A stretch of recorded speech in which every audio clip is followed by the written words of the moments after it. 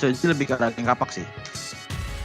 Geng kapak dan pulung lagi dan lagi, nggak tahu kenapa ngelihat kayaknya Paps game kedua nih burst banget nih damage-nya nih. Gue Paps deh ya kalau begitu ya. Ini dari prediksi kita dari hero yang udah barusan kita lihat bareng-bareng. Jadi buat kalian juga bisa ikut memprediksi. Ada juga nongol di kolom komen itu ya. Kalian bisa nih ikut pilih. Ataupun kalian bisa langsung banjirin kolom komen kita dengan prediksi kalian. 1 sama kah atau 2-0. Sekaligus bisa dimenangkan oleh geng kapak. Dan di minimap kita lihat udah mulai pergerakan. Ada Chang'e, ada Eudora. Di atas dan di bawah kita lihat aja udah ada Parshad dan juga Esmeralda bertemu. Sementara itu udah ada Tamus dan juga Cho ada di bottom lane dan mereka akan menjadi pengisi atau penghuni dari lane-nya masing-masing. Arasi silakan. Yang menarik ini, Rhea sama Poise tukeran hero ya jatuhnya. Jadi sekarang kita bisa lihat nih, apakah emang masalah matchup ataukah emang perbedaan skill di antara dua pilot dari tim masing-masing.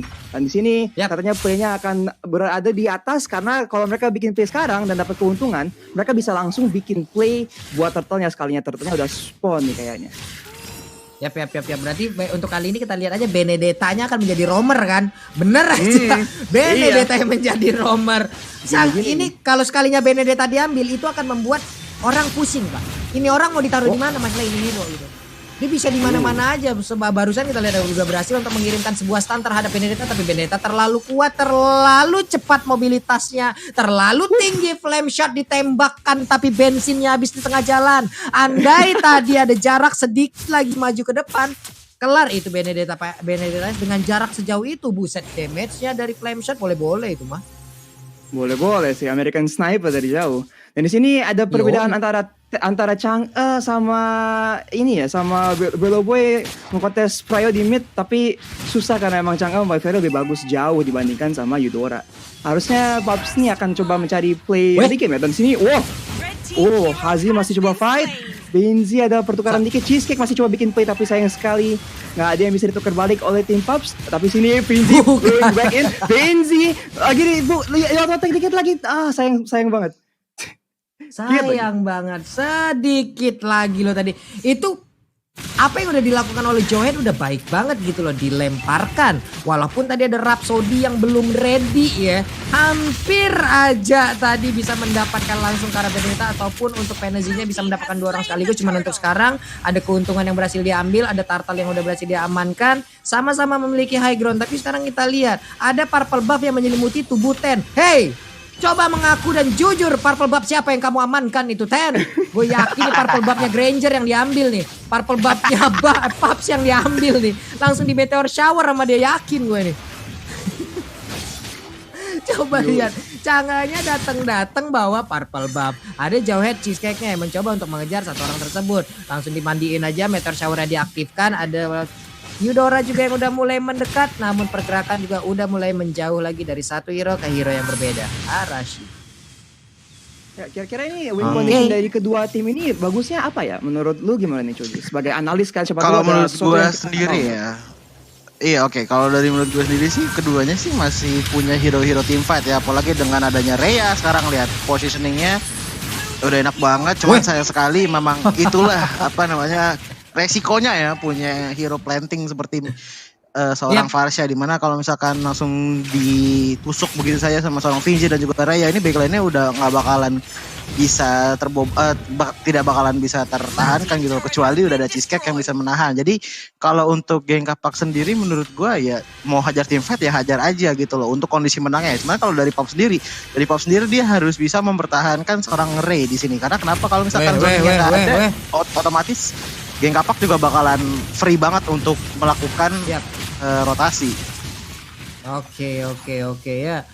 Untuk sekarang ya seperti apa yang udah dibilang oleh ataupun disebutkan oleh Choji barusan, kelemahan dari hero yang memang tidak bisa bergerak di saat dia melakukan ataupun mengeluarkan source skillnya ya bisa digas habis-habisan karena posisinya juga nggak bakal berubah gitu di saat dia melakukan ataupun berpindah posisi, berarti source skill yang dia miliki juga udah bakal berubah ataupun hilang gitu.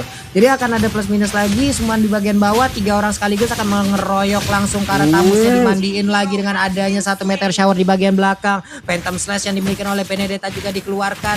sama-sama memiliki high ground untuk Paps dan juga GPX, di mana ada Parsha dan juga Chang'e yang akan beradu peran. Ada satu Mountain Shocker juga, tapi Turtle again and again akan menjadi milik dari Paps. Granger level 7, sementara itu untuk Yisansin udah level 8, tertinggal satu level sedikit. Sini kita lihat aja, ada Mancing Mania yang belum mantap sama sekali, sementara itu langsung disetrum juga Esmeralda-nya, tapi Esmeralda terlalu kuat.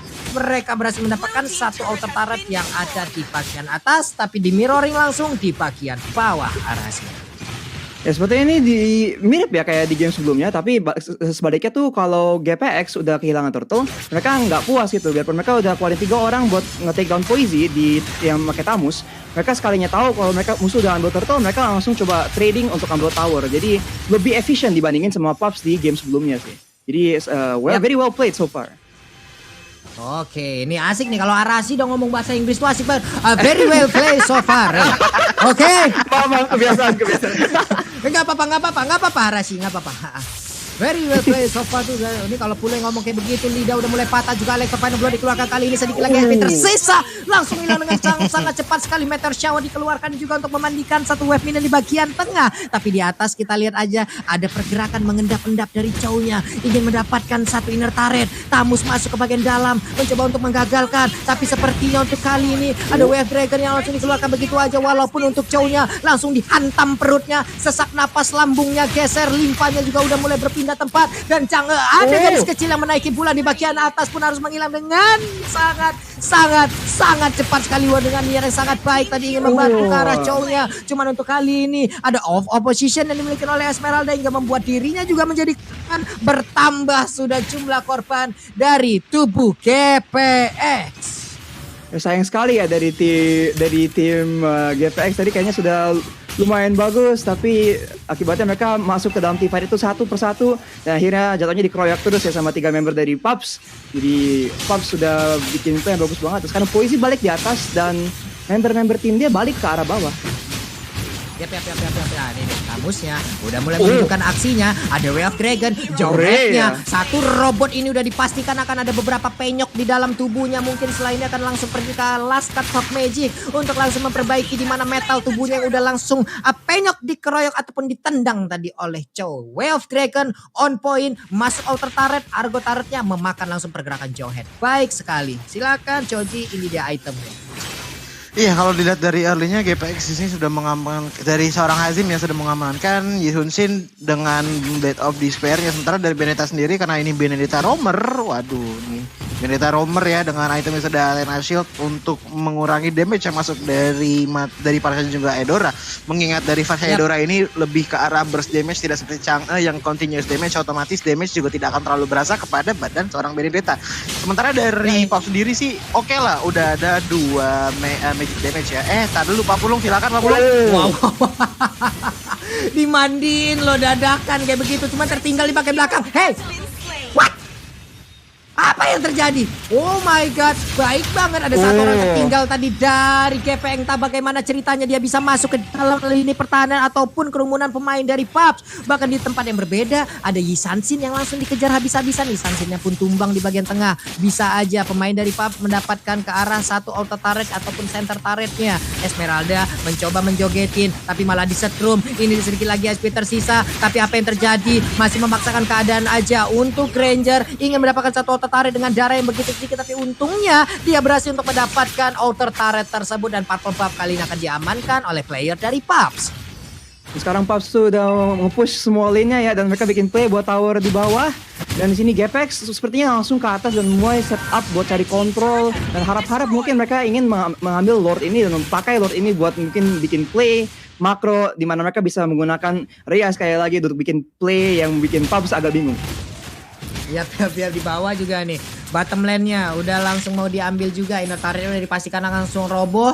Tidak bisa lagi dipertahankan. Berarti mereka dari sisi objektif, oke, 4/3. Paps jauh lebih unggul ataupun sedikit lebih unggul dari segi objektif. Benedettanya mengganggu, Benedetta di setrup, engkau mau pergi kemana Benedetta? Dan kali ini bertemu lagi dengan Tamusnya, Tamus dengan Mortal Sign yang dimiliki mencoba untuk mengejar, tapi ternyata Esmeralda langsung bertemu, menawarkan untuk mau dijokitin dapat tidak, tapi ternyata tidak mau. Tamusnya bersembunyi dalam rebutan, tapi ini dia Jauhead bersembunyi dalam rebutan, berhasil untuk mendapatkan dengan ejector yang dia berikan tadi. Esmeraldanya langsung terstun, dibalaskan lagi dengan ada satu energi impact dari cross lagi yang sudah dikeluarkan. Benedetta pun kali ini menjadi korban tambahan. Di bagian tengah ada Chang yang ingin mendapatkan satu tetapi tapi di bagian bawah ada split push yang dilakukan oleh Chow-nya. Lord pertama akan menjadi milik dari PUBG Esport, namun inhibitor pertama pun akan pecah dan ini adalah milik PUBG Esport, menjadi sebuah kerugian.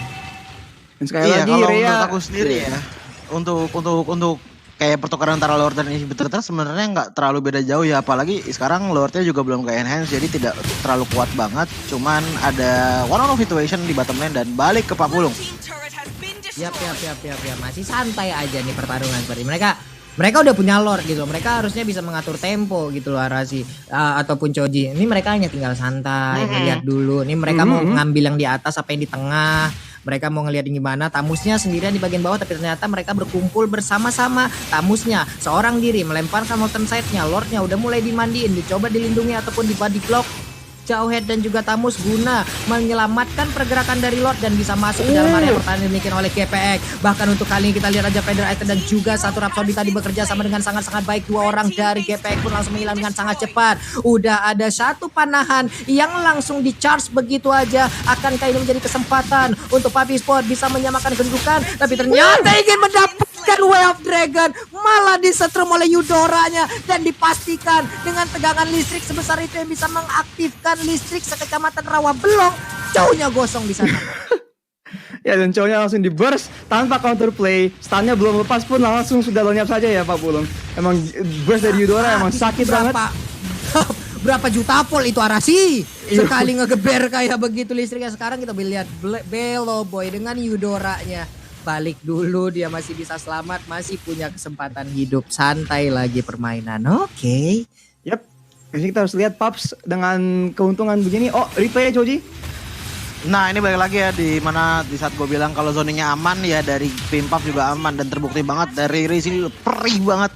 Apalagi ada Belobo yang di depan yang bisa ngambil mungkin dengan combo-combo yang berbeda ya dari Eudora ya. Ada skill 1-2-3 atau skill 2-3-1 tergantung dari kondisional dari kekuatan seorang Eudora sendiri. Dan bener banget, Farsha aman, PUBG juga aman.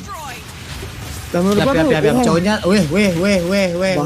gak bisa lagi, itu di mana lagi kejadiannya. Coba lihat Esmeraldanya langsung tertidur lemas. Teman-temannya berantem, dia malah tidur siang. Hei bangun, hei kamu bangun Esmeralda. Masih 20 detik lagi sebelum dia akan respawn. Chow mengantarkan satu rombongan wave minion yang akan menabrak lagi inhibitor turret yang dimiliki oleh PUBG, tapi ternyata berhasil diblok aja oleh pemain dari PUBG itu sendiri. Dan kayaknya yang bikin susah tuh buat GPX itu tuh PUBG punya jarak yang sangat tinggi ya. Jadi setiap kali ada kesempatan, ada yang kena stun, langsung di follow up dengan Feather Airstrike, langsung dengan Death Sonata, dan beneran sebelum fight yang mulai saja udah yang ke pick off. Di sini Rea hampir saja di burst, hampir kena samber lagi Pak Pulung. Waduh gila. Kaget gak lu? Ini tengah hari bolong, langit tuh terik banget gitu kan. Tahu-tahu ada petir kayak begitu, ya ampun, ya ampun. Eudora, serius dah, ngeri banget nih hero. Ini adalah salah satu hero hoax kalau menurut gua sih, kalau dia Eudora ini. Kenapa tuh? Kenapa hoax? Karena katanya dinner. Tapi ada sakit-sakit juga gitu loh. Jadi nerfnya entah iya ini mengerikan sekali gitu loh. Dan sekarang Jauheadnya langsung dikejar habis-habisan lagi. Ya ampun. Vader Icestrike tadi mencoba untuk melindungi, sementara itu untuk Benedetta yang tertinggal di bagian belakang, untungnya dia masih bisa kabur lagi. Masih bisa berkumpul bersama rekan-rekannya. Ada dua hero yang dimiliki oleh PUBG yang langsung menghilangkan sangat cepat. 3 lawan 5. Untungnya Tamus kali ini udah bisa menjadi sandbag untuk bisa melindungi rekan-rekannya. Ada Chow yang mencoba untuk menculik lagi pergerakan dari pemain PUBG. Masalahnya sekarang yang ingin dia culik udah tebel banget, malahan Chow-nya yang harus tinggal nama di area river ataupun di area dari pertahanan PUBG Esports. Dan sayang banget ya, kita sudah sering lihat ya, dia suka bikin play di mana dia ngumpet, mungkin dia one shot marksman atau core dari musuh, tapi di situ Benzi berhasil mengelak dan dengan bantu temannya akhirnya yang tumbang malah Rea. Dan sekarang dengan keunggulan satu orang, langsung PUBG dengan cepat mau kontes Lord. dan mungkin akan nge-bait fight lagi nih. Hidden Aspect udah turun, Kenzie masih di tengah-tengah semua, knock out Oh ketiga my orang. God. Kenzie masih fighting. Lah Desonata Oh my satu ke belakang. Dan Wow. fight yang Wow. Lordnya langsung dicolong oleh GPX. Ini akan menjadi momentum yang sangat baik untuk mereka, di mana mereka masih bisa mempertahankan areanya harusnya ya. Kecuali pemain dari PUBG mereka berkumpul bersatu padu emang untuk bisa menabrak langsung area pertahanan dimiliki oleh GPX. sepertinya mereka tahu kalau ya mereka ada kelebihan orang di sini, jadi mereka langsung mau mengamankan Bapak Lord sebisa mungkin biar jangan sampai nabrak-nabrak ke dekat base mereka karena memang towernya sudah tidak ada. Dan di sini kita Iya, harus ini lihat bagus GPX banget sih. bakal pakai strategi apa untuk melawan agresi jarak jauh dari PUBG, karena setiap kali ada kejadian seperti aku bilang tadi, kayaknya dari jauh belum apa-apa, pasti udah dari jauh udah ada permulaan fightnya, dan GPX tuh Iya, kayak selalu telat gitu kan. Iya, intinya sebenarnya ada di Ray gitu. Ray bisa posisi aman, ya udah damage dari GPX bakal terima banyak banget. Sebentar dulu. Ini dia pertempurannya udah mulai pecah lagi nih. Dikejar habis-habisan nih, Sansina seperti ingin membalaskan keadaan, dan double kill berhasil langsung diambil. Ini udah masuk menit 15. Respawnnya harusnya udah mulai berasa. Di bagian bawah ada Chow yang mencoba untuk mendorong lagi wave minion. Orange buff langsung diamankan juga oleh Yi Sansin. Terkena 2 kali tetesan. Sakit banget itu, langsung vertigo, migrain, sakit kepala Chow-nya. Ditiba dengan Pedro Ice Strike sesakit itu. Dimandiin lagi tamusnya. Udah dari bulan Februari belum mandi sampai sekarang, makanya Chang'e mulai marah dengan meteor showernya. Langsung digas habis aja, mulai kepanasan tubuhnya. Terkena energi dengan energi ibadah ataupun Curse of Crow yang dimiliki oleh Parsha. Ada efek stun yang diberikan, tapi Dead Sonata satu peluru terakhirnya tadi nabrak ke arah punggung dari Esmeralda, dan damage-nya ampun banget sakit itu Pak. Dilihat game begini pasti hero marksman damage sakit banget sih. Jadi mereka harus hati-hati. Dan di sini itemnya udah keluar Choji. Kira-kira gimana nih ceritanya? Ya kalau dari item sendiri ya, ngelihat dari balik lagi nih Farsha, ada COD, ada Lightning Truncheon, ada Holy Crystal, membuat dia pasti udah sakit banget damage-nya pada tim GPX. Sementara kalau untuk orang-orang dari GPX yang bisa ngehandle itu cuman ada seorang Benedetta doang, karena sisanya masih belum jadi nih item defense-nya. Sementara dari core-nya sendiri ya, dari core-nya bukan core, jungler PUBG sendiri sih udah ada Fancy yang udah oke banget gameplaynya dengan 8 kali kill, 0 death dan juga 7 assist. Item juga sudah mulai banyak, cuman Poisi sekarang justru yang item goldnya lebih banyak daripada seorang junglernya PUBG ya, dengan 13.400 gold, udah punya War X, Bloodlust X, dan juga Brute Force Breastplate, membuat dia oke banget untuk team fight. Nah kalau misalkan lihat dari winning conditionnya, PUBG Esports ini tinggal mempertahankan seorang Ray dengan dijagain sama Cheesecake ataupun Poisi. Fancy cuman tinggal execution raja dengan Desonatanya. Sementara dari GPX sendiri, geng kapak di sini mesti harus pinter-pinter dari penggunaan seorang Vinci-nya agar bisa langsung masuk ke backline-nya seorang PUBG untuk mengeliminasi zoning dari seorang Farsha dari PUBG Esports. Ya. Bahkan dari Chang'e sendiri coba kita lihat aja.